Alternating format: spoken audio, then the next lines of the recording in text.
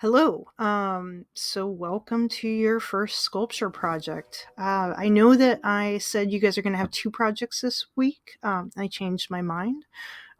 It's for all of our benefit. Now that we have an extra week, I decided to give us a little bit more time to get this project started.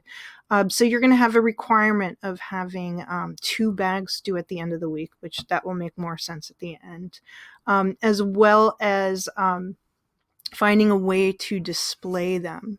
I'm going to show you first some artists, and then I will give you a demo on how to do this, and then you will create this for your critique at the end of the week. All right.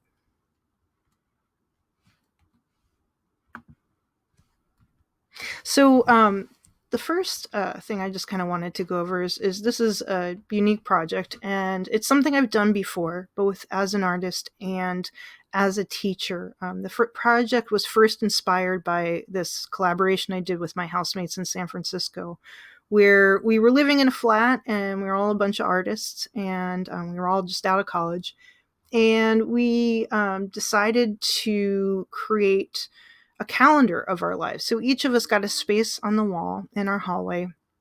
And every day we put an object from our lives in a baggie and wrote on it a little bit with a Sharpie just to describe what it was, and put it up and continued to add to it every day. And then at the end of a month, we had this kind of crazy collection of four people, each of which was different, but that told the story of that month through things that, sort of random things that we came across that normally we wouldn't have even thought about or have thrown out or have dismissed. I was in about 2005 or 2006, I saw the movie Everything is Illuminated, which is a movie by Liv Schreiber that's based on the book by Jonathan Safran Foer. And in the movie and the book, the character is a collector. The main character archives his family. So he will find things that, sort of little bits of their life and put them in a plastic bag. And the picture you're seeing, actually, you can't see it, but above his head, there are photographs of each family member. So each of those things behind him is actually a baggie that he's taken a piece of something. In the very beginning, you'll see that he takes his grandmother's dentures because she has just passed away, and he pins it on that wall next to her photo. And then he goes to Odessa, Russia, to find a woman who helped his grandfather escape the Nazis. And he, in that journey, meets another collector who then helps reveal some things about his family he didn't know. So it's a really great movie. Unfortunately, it's not streaming for free anywhere, and it's not wholly classroom appropriate. So, I'm not saying you need to see it, although someday it's definitely worth checking out. It's very funny. It and then transitions into a very sad but beautiful film. But that is the origin of this piece. So the first thing we're going to do is we're going to watch a video by Theaster Gates. This is one of my favorite artists, and he is an artist in Chicago who works with collections and things to tell a bigger story. So first we're going to watch this video about him, and then I will show you a little bit more of his work.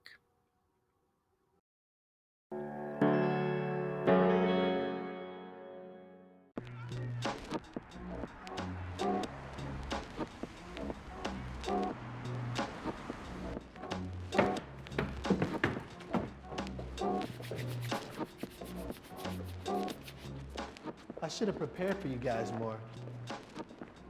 Things are a little unruly. Yeah, right in the same line right here. I have this keen interest in not just like autonomous, like singular objects, but whole collections of things. Part of the reason I think I'm attracted to collections is because they constitute one person's or one institution's way of seeing the world. And it's like this little time capsule of things that were important to someone. And so I spend a lot of time looking for the personality of people within their collections, and then maybe even trying to tease out in a collection why those things are important.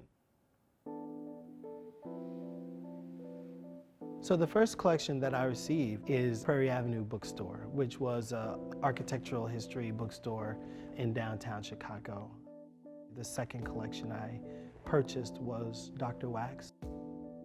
It was a record store in Hyde Park, which is the neighborhood on the south side. I don't know how many albums, 6,000, 8,000, a lot of albums. And the third collection was at the University of Chicago's glass lantern slides. I'm using the glass slides to like teach art history sometimes. Sometimes I include them as part of works of art, or they become the works of art themselves in the case of the Jet magazines. I've taken an amazing canon of Johnson Publishing magazines. This is Jet magazine. We had about 12,000 unbound periodicals. I have been binding them and color coding them by decade. It's exciting, this body of work, because it gets to ask questions about monochrome painting. When they're functioning as a monochrome painting, they're not necessarily functioning like an archive. But in fact, my hope is that the history and the content that's loaded inside the books will be waiting for people to unearth it. As the magazine, it was making the work of the present. It wasn't attempting to make an archive. But it's so amazing that these bound volumes constitute the 1990s. And it's a very particular 1990s Black American experience. And I feel really fortunate to have been able to bind these things and then to make them present in the world again.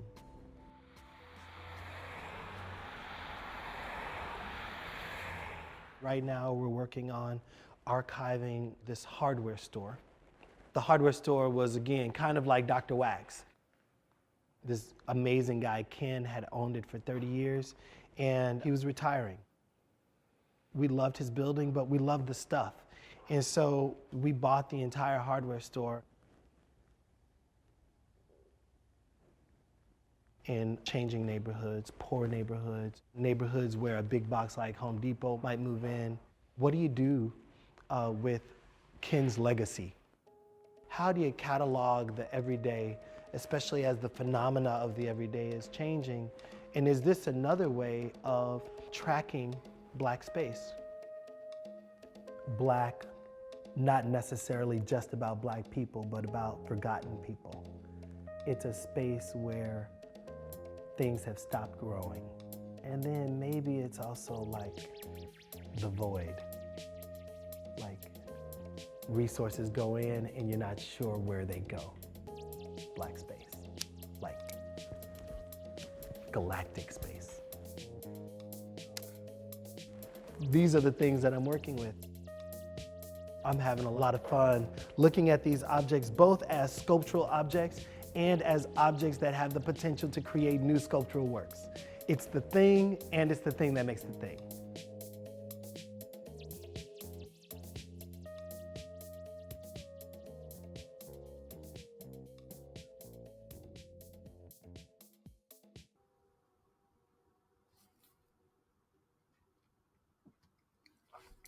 So one of the things he got was a collection of fire hoses. And so he put them together, and in many ways they evoke the sort of contemporary painting style, or the sort of painting style of the 70s and the 60s, this sort of abstract color fields. But these are actually fire hoses that have been sewn together to create a tapestry. And in this particular body of work, he uses the fire hoses, these sort of everyday objects, to both be this beautiful picture, but also to talk about protests and the use of fire hoses in Selma and Birmingham.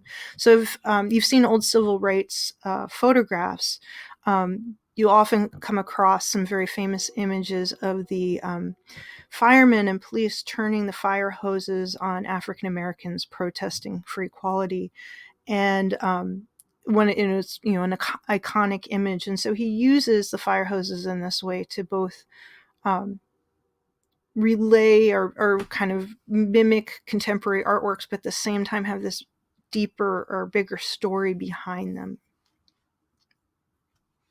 So the next artist we're going to talk about is Christian Boltanski. He is a famous French artist. He was born in 1944. And he uses objects in his work, photos, pieces of clothing, rusted tins, that give a voice to an absent subject. And they sort of are very meditative and very contemplative. On the Ocular Contemporary Art website, they give a really great biography of him that I'm going to just read word for word. According to the artist, while individual memories might prove to be fragile, they are still filled with the truthful yet unique values, making it the reason why he has often been choosing daily items, such as main creative elements, to construct an archive of humanity. His artistic work revolves around the themes memory, death, and loss. Relics are no longer those of saints, but vestiges of anonymous people, traces of strangers, with which it seems to be a question of communicating. Since the 1960s, he has worked with the ephemera of the human experience, from obituary photographs to rusted biscuit tins. So, like that said, his work has a very memorial feel, but it has no specific person that's being named. It's just these sort of communal feelings of archive, memory, and often of loss.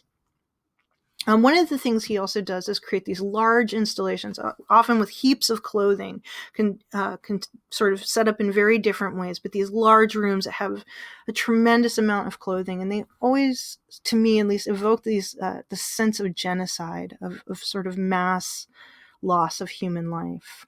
And that could be contributed to, and often he talks about, he was a child of a Christian mother and a Jewish father, and so in Paris during the Nazi occupation, his father, when he was very young, his father, to survive, had to hide under the floorboards of their house. And so he was very affected naturally by death and loss of being a child of war and a child of a Jewish parent during that time. So the next artist we're going to talk about is actually a Pacific Northwest artist, Marie Watt. She's based in Portland. And she, I'm going to read her statement. It's actually in third person, but it's what she's written on her website. Her work draws from history, biography, proto-feminism, and indigenous principles, and addresses the interaction of the arc of history with the intimacy of memory.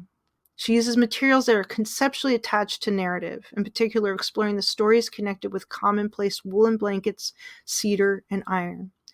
So I'm going to show you mostly her works with blankets, or wholly her works with blankets. She is an indigenous or a Native American artist, based, as I said, in Portland.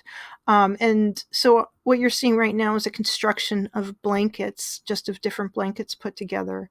And she has a lot of work like this that is looks very much like a painting or some kind of abstract work. But she also does projects where she works with people, and she asks different communities. She'll go to a gallery or a museum and ask communities or people to bring in blankets, and they'll sit down and they'll write the story of the blanket on a tag, and then she'll attach that tag to the blanket.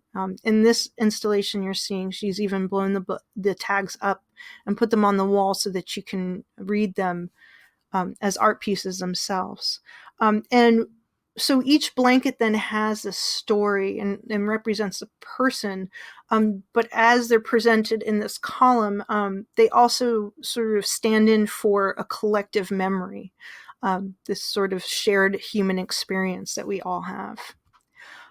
She's also done it to, like in this particular piece, which was commissioned by the United States Department Office of Art and Embassies for the new embassy in Islamabad. She uses and collects stories, or uses this to signify the historical significance of textiles in the early Muslim world. Often characterized as having been a textile society. So she uses this sort of language and history of textiles to symbolize something else. And as someone who is a fiber artist, I can say that there's a lot of meaning. You often buy a sweatshirt, but after you've worn that sweatshirt for a while, it tends to wear out in certain ways that are specific to you, and like how you drag your arm across the table, or if you drink coffee and constantly spill it on you, or some our clothing carries marks of our existence, and so they tend to become their own archives or stand-ins for us. And so textiles often are something that carry a lot of history and meaning, but so does paper, just sort of discarded bits, rocks, all of these different objects. Just it's amazing how you can come across things and put it into a certain context. They can mean so much more. So I'm gonna go show you guys just sort of how to do this. So you each have baggies. They're all different kinds of baggies. I know people have different sizes. Some people have these Ziploc baggies. I got what I could within a very compressed time period. But what I want you to do is take a baggie that's the appropriate size. So you're going to be collecting fairly small objects because these are small bags. Some of you do have some large ones, so you'll get to collect large ones. And you're welcome to bring in your own bags too and use your own bags. You don't have to stick with the ones I gave you. But you're going to take a Sharpie and you're going to write the date on them, and then a little bit about something about the object that you've collected, so that we can understand what it is. It doesn't have to be, you don't have a lot of space to write it.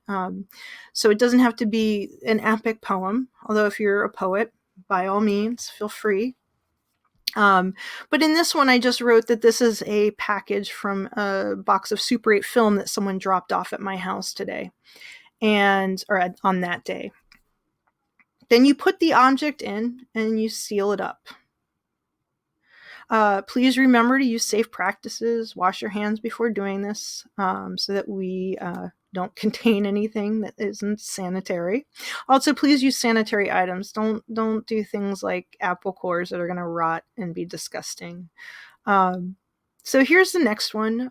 This is a smaller bag I'm using, and this is the next day. And so I had just potted a plant that I brought home from school. I didn't want it to die while we were gone, and also it was kind of ready to have something a little bit more secure than the bucket that it kept falling over in. And so I potted this plant up and I grabbed a bunch of rocks outside to help stabilize the dirt. And so I took one of those rocks, which was the perfect size for this bag, and I just wrote down that was what I did that day, was pot a plant, and it was a plant that came from school.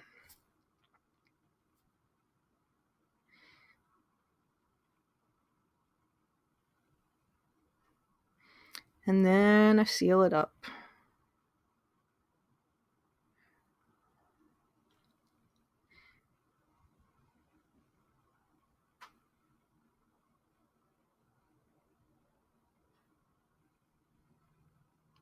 So I've cleared off a section of my bulletin board. Actually, I cleared off the bulletin board. So I had a place to put these and start lining them up and to be able to see that. And that's what I want you to do. It doesn't have to be a bulletin board, but I do want you to create a space for these so that you can see them build. So you can also do a clothesline. This is a clothesline I just kind of secured on my bookshelf. And I just use those little clips to hold them on there. There's a lot of ways to do this. The bulletin board and the clothesline are the easiest. You can create some kind of container or box to do it, and sort of archive them in that way, like a file system. Or you can tape them. If you tape them to the wall, only if you've got tape that will not destroy the wall. or if you have some sort of like molding that it's not going to take the paint off, don't destroy anything. Be smart. If you have a piece of fabric up or a curtain, you can use safety pins and pin them up. But think of a way to start displaying them so that you can see them grow. So for this week's critique, you need to have 2 of these bags completed. You have 20 bags, and like I said, you're more than welcome to add more, but you have 20 bags, and by the end of this remote learning, I want you to have filled up all 20, preferably on different days.